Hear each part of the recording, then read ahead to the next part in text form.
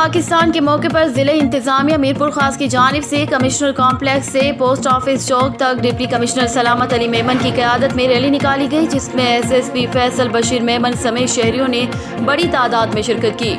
ضلع انتظامیہ میرپور خاص کی جانب سے یوم پاکستان کے موقع پر نکالی جانے والی ریلی میں شامل deputy commissioner Salamat Memon, S S P Faisal Bashir Memon, additional deputy commissioner Saleem Shaikh, assistant commissioner Muhammad Khan Khatti اور دیگر سرکاری محکموں کے افسران کے علاوہ اساتذہ، طلباء، تاجر تنظیموں کے نمائندگان اور مختلف شعبہ زندگی سے تعلق رکھنے والے افراد نے بڑی تعداد میں شرکت کی۔